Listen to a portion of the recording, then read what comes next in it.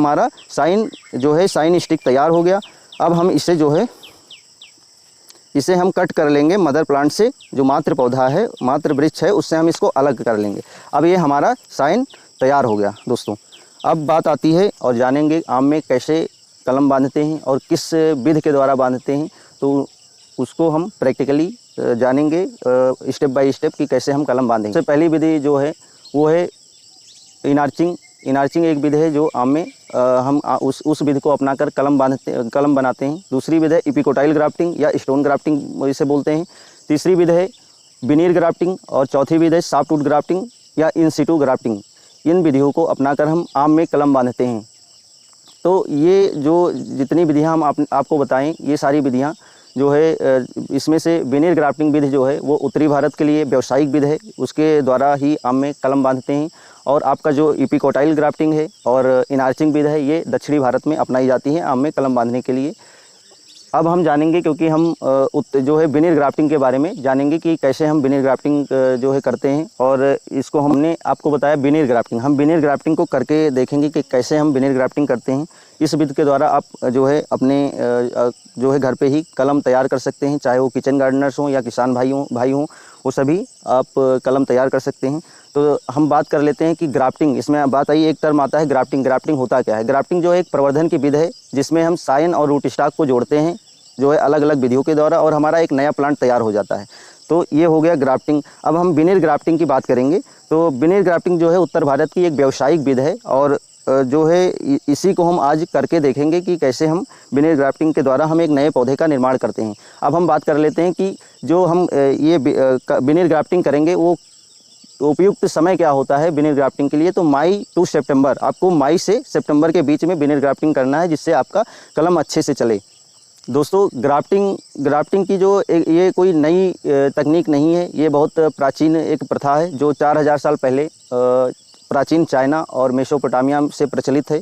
और लगभग 2000 साल पहले कुछ जैतून और कुछ फलदार पौधों में भी ग्राफ्टिंग करी गई थी। तो उसमें होने वाली जो है इनकम्पैटिबिलिटी या असंगत को पहचाना गया और फिर ये विधि जो है प्रॉपर वे में प्रचलित है और इसी के द्वारा हम ग्राफ्टिंग करते हैं। तो चलिए दोस्तों हम सीखते हैं कि कैसे विनीर ग्राफ्टिंग को दोस्तों हम 4 चरणों में समझेंगे। सबसे पहले समझेंगे हम मातृ पौधा जो हमारा मदर प्लांट है, उसके बारे में हम समझेंगे कैसे हम अपने मातृ पौधे का चयन करें और उससे हम कैसे साइन का चयन करें, इसके बारे में जानेंगे। फिर हमारा आता है रूट स्टॉक, जिसे आप मूलवृंत या बीजू का पौधा बोलते हैं, उसके बारे में जानेंगे कि हम कैसे जो है बीजू का पौधा तैयार करें, कैसे हमें बीज से और पौधे को हमें तैयार करना है और फिर हमें बीजू का पौधा कैसे उसे चयन करना है, उसके बारे में जानेंगे। फिर हमारा ये दोनों हो जाएगा, उसके बाद हम ग्राफ्टिंग प्रोसेस के बारे में जानेंगे कि फिर हम करके देखेंगे ग्राफ्टिंग।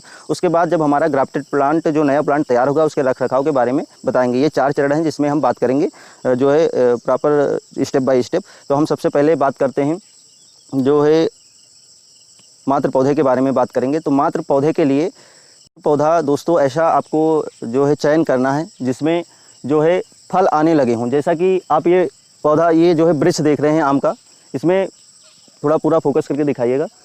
ये जो आप देख रहे होंगे इसमें बहुत अच्छा फलन हुआ है।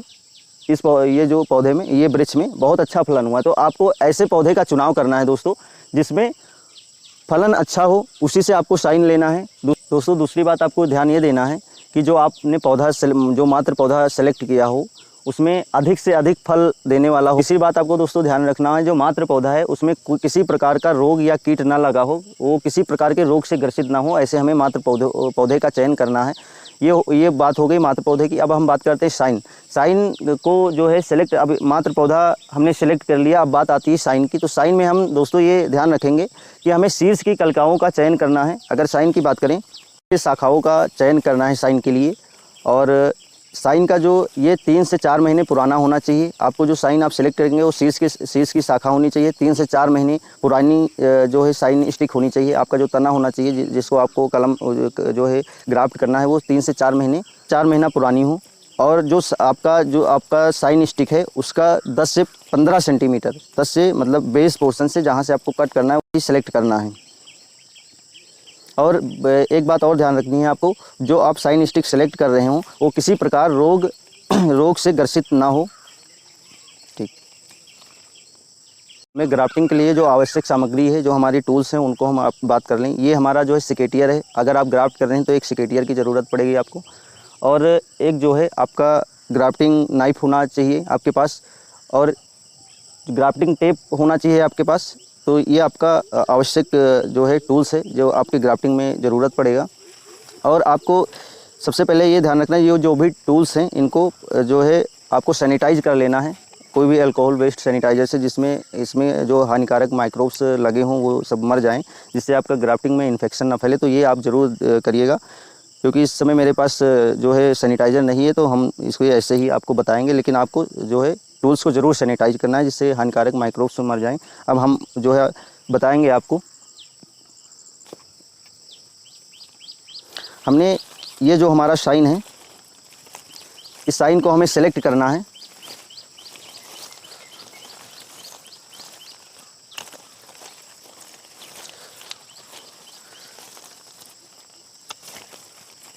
दोस्तों ये इस साइन को हमने सेलेक्ट कर लिया।